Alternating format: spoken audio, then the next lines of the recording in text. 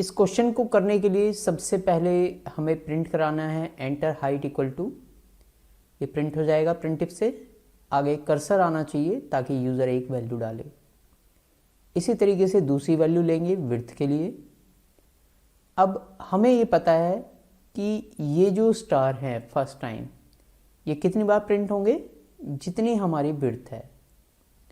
तो हमें पता है कि अगर हमें एक स्टार प्रिंट करना होता तो हम क्या लिखते, हम लिखते प्रिंटिफ और डबल कोट्स के अंदर दे देते एक स्टार। ऐसा ही है, ठीक है। लेकिन अगर क्वेश्चन में देखें तो ये एक बार प्रिंट नहीं करना, ये कितनी बार प्रिंट करना है, जितनी विड्थ है, ठीक है।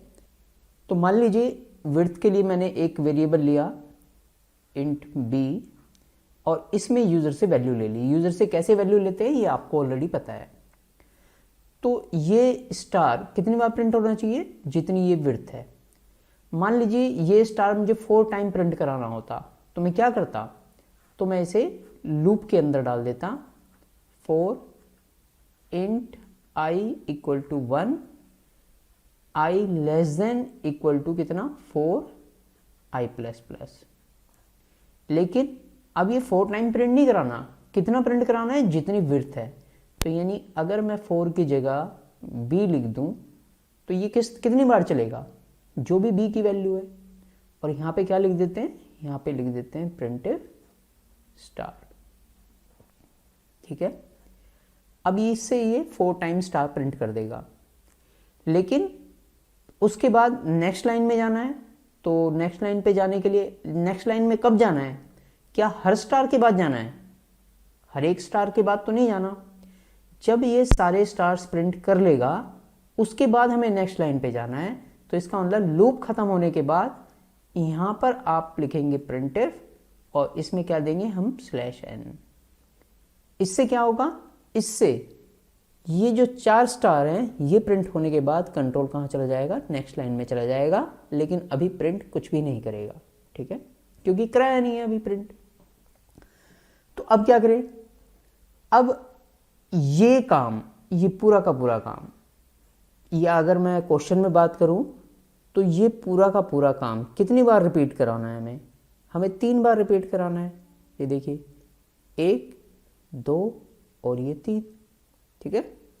तो अगर ये काम 3 बार रिपीट कराना है और हमें पता है कि जब भी कोई काम बार बार रिपीट कराना होता है तो हम क्या करते हैं, हम उसे लूप में डाल देते हैं। अब क्योंकि ये पूरा का पूरा काम बार बार रिपीट होना है तो हम इसे किस में डाल दें, एक और लूप में डाल देते हैं।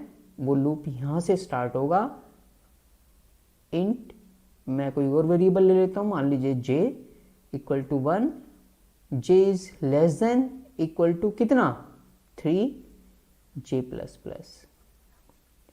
करली ब्रेसेस यहां से स्टार्ट होगी और जब ये पूरा खत्म हो जाएगा यहां पे क्लोज होगी। अब इससे क्या होगा, इससे ये काम 3 टाइम्स रिपीट हो जाएंगे, ठीक है। लेकिन हमें 3 टाइम्स प्रिंट नहीं करने, हमें उतने टाइम प्रिंट करना है जितना यूज़र ने हाइट डाली है। तो इसका मतलब यूज़र से जो आपने हाइट ली होगी किसी वेरिएबल में स्टोर की होगी, ठीक है, मान लीजिए वो हमने a में स्टोर की है, तो अगर मैं इस 3 की जगह a लिख दूं तो ये काम उतनी बार रिपीट हो जाएगा जितनी a में वैल्यू आएगी। यस और नो, दैट्स इट। तो ये इस क्वेश्चन का सॉल्यूशन था। आई होप कि ये लॉजिक आपको क्लियर हुआ होगा। अब आप इसे प्रैक्टिकल करके देखें तो आपको और क्लियर हो जाएगा। All the best, keep watching.